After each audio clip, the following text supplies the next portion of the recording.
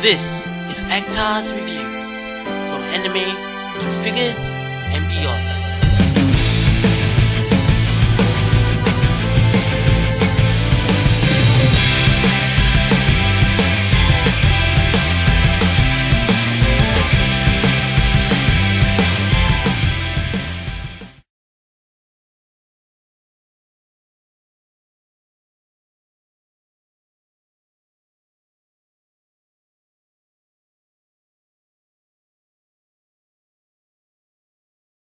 Hey, this is Actar, and welcome to Actar's Game Reviews.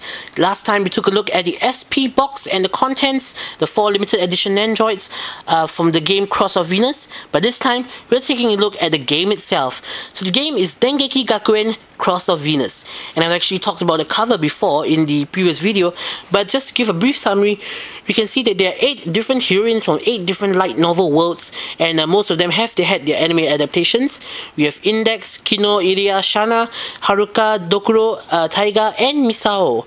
And the 2 main characters in front are the original characters that are created solely for this game. The guy on the left is effectively you in the game, and he is an unnamed character. And the girl on the right is his classmate.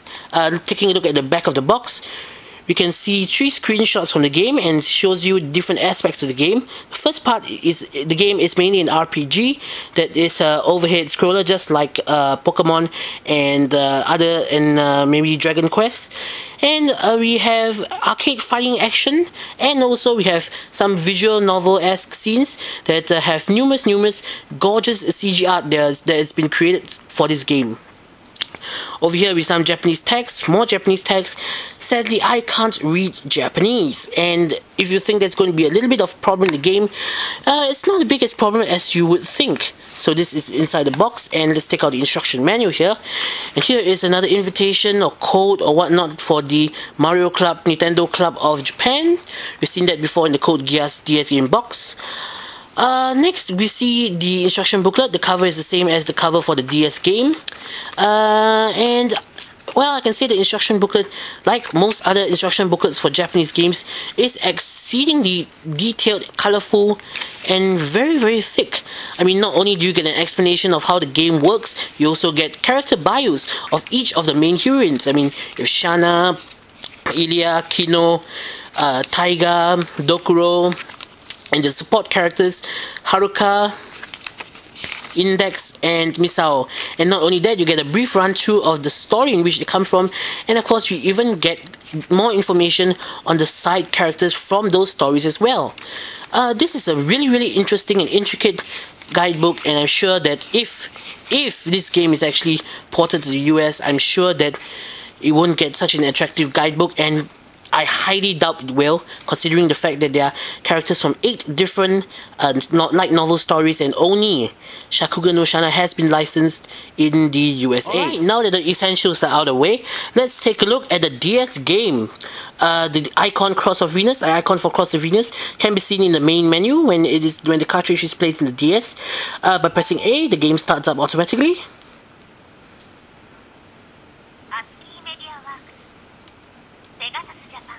Not sure you heard that, but the company names were actually voiced out.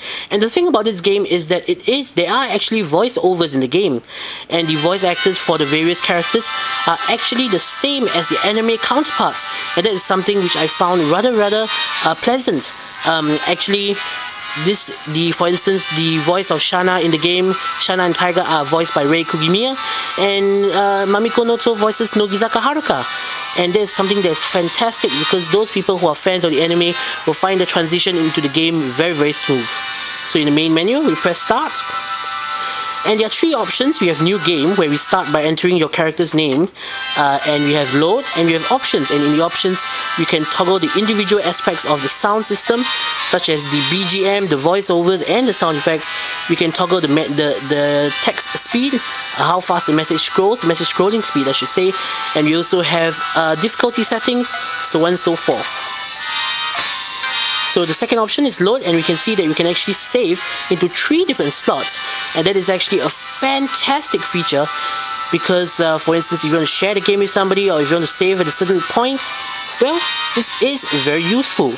So let's load the first slot, and that's the one I've been currently playing. And now we arrive in the main screen. So this is the RPG aspect of the game. We see that you are in the top screen, and the up, down, left, right controls your movement. A and B does nothing. So A is to talk to a character, and we have X to bring up the main menu. But let me talk about the bottom screen first. At the bottom screen, we can see on the left hand side, on the right hand side I mean, we have the overview of the map, and the red dot is you. And on the left, we have a quick summary of all your characters' HP and EP. Now EP is mana. I may refer to it as mana in the future, but basically it's EP, and the red bar is HP, blue bar is mana. I think I've said that before. You see the amount of money you have, and you can earn money by defeating enemies. And of course we see your gameplay time. By pressing R and L, we can actually cycle through the bottom screen menus. And if you press R, we can see more in-depth information about your character's EP and HP, and including even your numbers and names and faces and so on and so forth. It's a much more in-depth view of what was on the left-hand side over here. So by pressing X, we can bring up the main menu for the game, and we see numerous other options here, and I'm going to go through them one by one. So the first option here is items, and on the left hand tab we have all your healing items and so on and so forth. Healing items for EP, MP, and items that have varying effects. On the right you have all your key items such as keys and passes. They are used to unlock doors in the stages. The second option here, we have Team Select.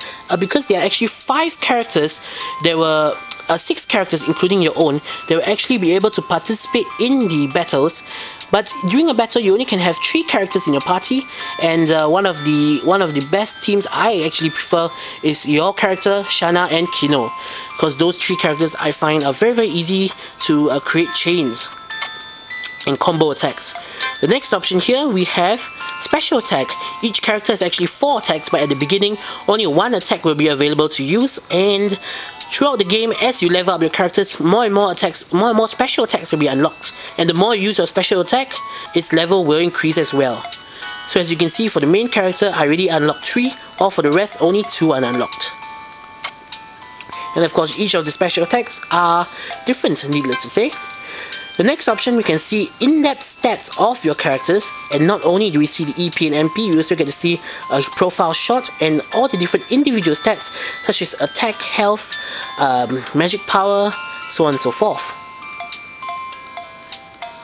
And we can cycle through them by pressing L and R. And this option is actually the card option, and I'll go through that last because that's you have a lot to talk about that. We have save, load, and we have discussed this before. We can save into 3 slots, exceedingly useful options, and this last button is to quit the game and return to the main menu. So this is the Dengeki card option, and this is actually a very important aspect in the battling system. They will later take a look at the arcade style battling system. This is Actar, and thanks for watching.